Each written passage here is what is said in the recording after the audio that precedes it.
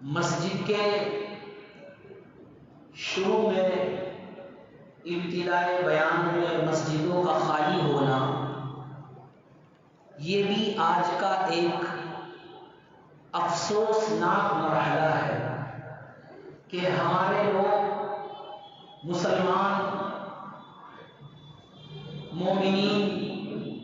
نوجوان گناہوں کے اندر ہم مبتلا ہیں،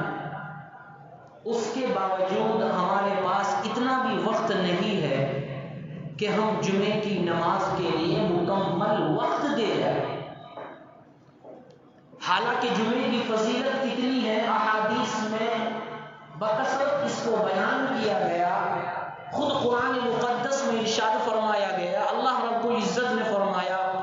یا ایھا الذین آمنوا اذا نودی للصلاۃ من یوم الجمعہ فاسعوا الی ذکر اللہ وذروا البیع، کہ اے لوگو، اے ایمان والو، جب جمعے کی اذان دے دی جائے تو اپنا کاروبار بند کر دو، اپنی دکانیں بند کر دو، خرید و فروخت بند کر دو۔ کیوں؟ فاسعوا الی ذکر اللہ کے ذکر کی طرف دوڑو، عبادت کی طرف دوڑو، مسجد کی طرف دوڑو،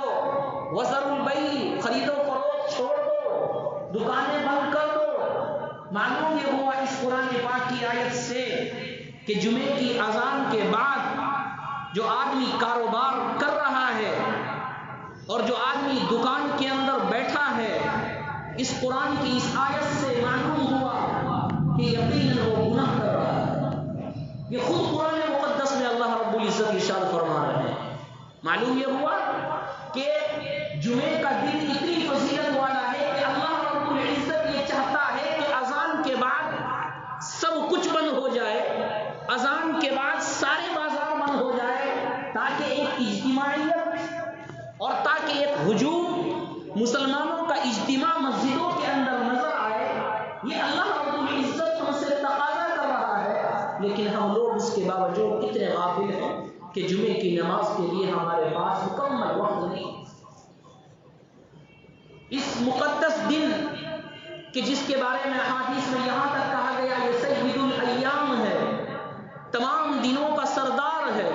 بلکہ بعض احادیث میں یہاں تک ہے کہ عیدین سے بھی اس دن کو افضل قرار دیا گیا،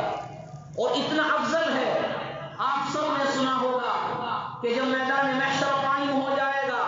جنت اور جہنم کا فیصلہ ہو جائے گا، جنتی لوگ جنت میں چلے جائیں گے، جہنم والے جہنم میں چلے جائیں گے، جنتی لوگوں کو جو تمنا کرے گے وہ تمنا پوری کر دی جائے گی، جس چیز کی خواہش کرے گے وہ خواہش ان کو عطا کر دی جائے گی۔ اللہ رب العزت جنتیوں سے معلوم کرے گے، اے لوگوں، اے مومنوں، بتاؤ تمہیں کیا چاہیے، تمہیں کون سی نعمت چاہیے، تمہیں کون سی فرحت چاہیے؟ تمام مسلمان مومنین، عام مومنین کہیں گے اللہ جو نعمتیں چاہیے تھی سب مل گئی ہے، اللہ جو نعمتیں تھی، جس نعمتوں کا جن نعمتوں کا تو نے وعدہ کیا تھا وہ تمام نعمتیں اب مل چکی ہے، اللہ کسی نعمت کی ضرورت ہی نہیں ہے، ساری نعمتیں ہمارے پاس آ گئی ہے، جو ہمارے ذہنوں دماغوں میں دلوں میں نہیں تھی وہ نعمتیں ہمیں میسر ہو رہی ہے، جس کا تصور ہم دنیا میں نہیں کر سکتے تھے۔ ہم نے تو دنیا کی نعمتوں کا سب کچھ سمجھ لیا تھا، لیکن جنت کی ایک نعمت کے آگے ساری دنیا کی نعمتیں بیکار ہے،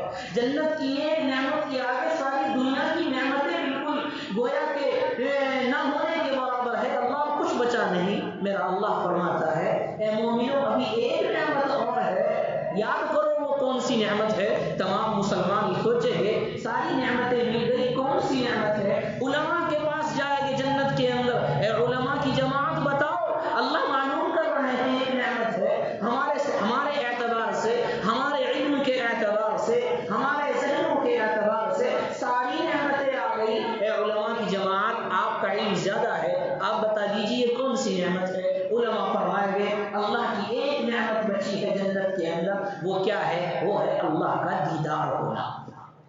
اللہ کا دیدار ہونا۔ اللہ رب العزت فرمائیں گے ہاں یہ بھی جنت کی بڑی نعمتوں میں ایک نعمت ہے اللہ کا دیدار۔